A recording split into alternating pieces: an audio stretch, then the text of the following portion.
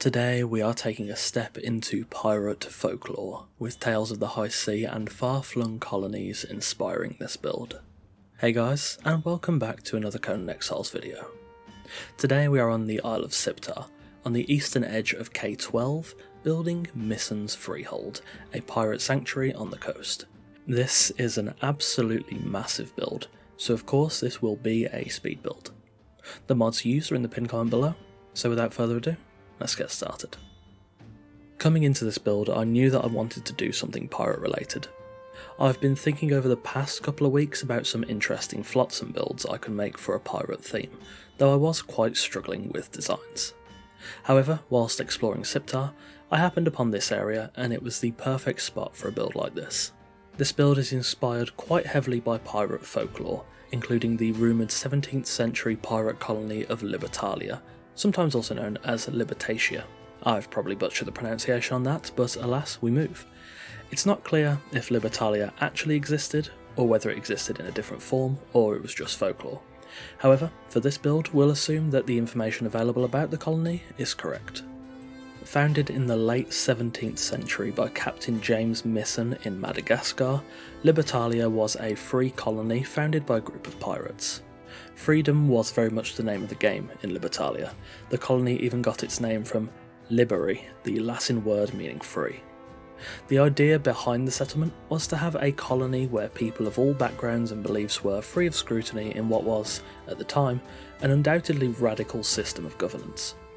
The colony stood firmly against authoritarian institutions in society during the 17th century, including monarchies, slavery, institutional religion and abuse by the wealthy. Libertalia was operated as a socialist economy and had direct democracy, where the residents of the colony held the authority to make and change laws through a council system. Whilst the legend of Libertalia has almost certainly been embellished to a degree over the years, it provides a wonderful backdrop and is a great source of fuel for a build like this. With that in mind, my idea for this pirate sanctuary is to have it as more of a safe haven, where travelling pirates and sailors are free to stop by at any time. This build will see some of the major pirate, sailing and explorer factions mingling together in safety, as this settlement is ruled by a parley system, where all people with feet planted on the settlement itself are not permitted to undertake in violence or sabotage against anyone else. There are a few resident factions of this settlement, namely the Corsairs, the Black Hands and the Relic Hunters. These factions have small outpost base here, and some of them will stay in the freehold permanently to help with the upkeep of the settlement. This sanctuary is designed to provide a place for pirates, sailors and explorers to dock their ship, get some food, maybe fix up their weapons or armour, and maybe even treat themselves to a few flagons of ale before they head back out. The freehold itself is governed by the Overseer, which sounds awfully ominous, but she's actually a fairly easygoing person. Aside from ensuring maintenance is carried out and the rule of law is applied, the Overseer generally stays out of the affairs of the various visitors to the freehold. The rule of law of the settlement is upheld by privateers, individuals that have freely chosen to register themselves into a career within the freehold, either guarding the settlement, manning the various pieces of essential infrastructure, or simply gathering food and resources for the hold. I've chosen to name this build Missen's Freehold as a reference to Captain James Missen, the purported founder of Libertalia in real life. In terms of actually constructing this build, I expected it to be way more difficult than it actually turned out to be. Easily the hardest part was laying the foundations properly, making sure everything could clip together in certain places, but also separate in other areas, so that things could flow nicely across different areas and elevations. Of course, I'll be using almost entirely Flotsam in this build, as it really suits the idea of a pirate colony, thus making it the perfect choice.